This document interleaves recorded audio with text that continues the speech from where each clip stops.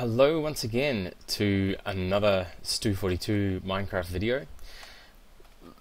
Here we are looking again at my future nuclear building. Last time I went over a bit of the dyes that I got for the stained glass and for the lamps and other bits and pieces with the tree farm, as you can see over there. It's currently not running at the moment, which is why the trees are all overgrown.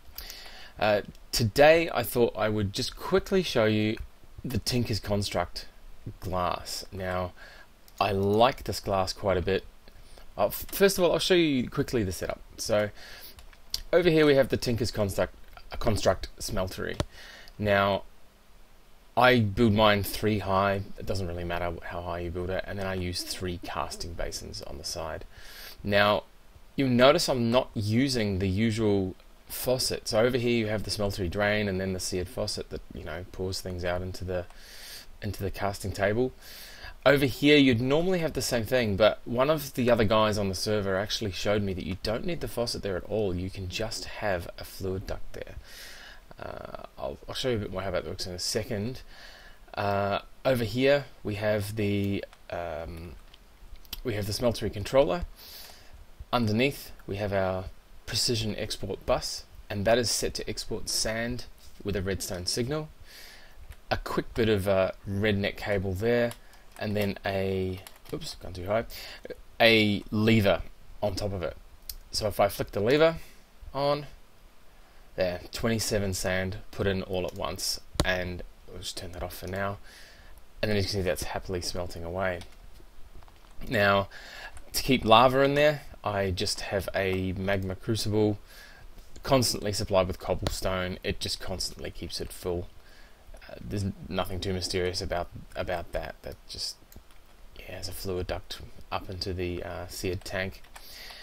Over this side, under the casting basins, I have my precision import buses.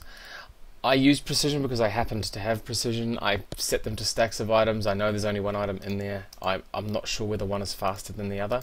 I do know that the precision import buses are supposed to be faster overall than the other ones anyway, regardless of setting, so I tend to just set them to that anyway. And then that's pretty much the basic setup. The only other thing worth really mentioning is with these fluid ducts, I have them set to use molten glass only with a whitelist.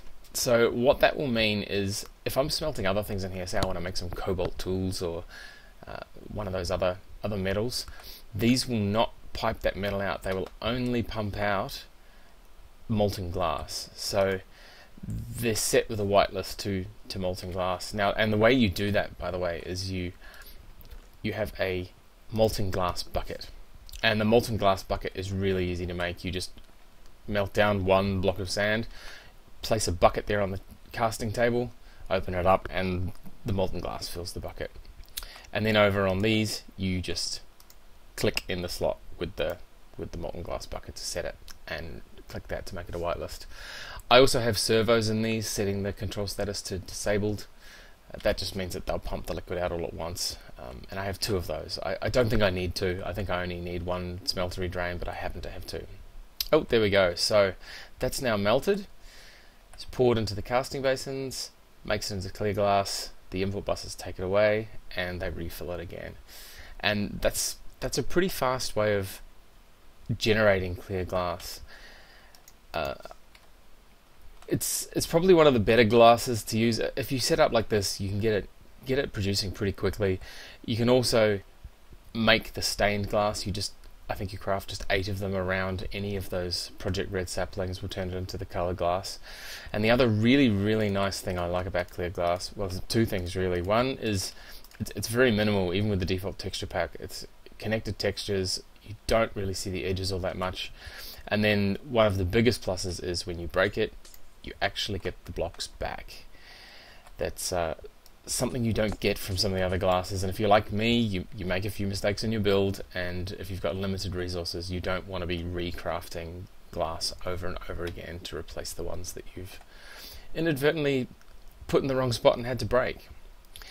So that's it. I just wanted to really quickly go over the Tinker's Construct setup for that, as you can see, it's finished smelting, and that was 27 blocks of clear glass that it just did in that one batch. It doesn't tie up your smeltery with anything else. You can, as I said, you can still put iron, cobalt, anything else in there, and make your tools and things with it, and these won't affect anything. They can just stay on the whole time, and because of that whitelist, they will only pump the clear glass. So that's pretty much it for this quick video. I will see you next time with probably some of my automatic setup downstairs, as we need to start looking at that as it generates our stone dust for the construction foam. Until next time, see ya.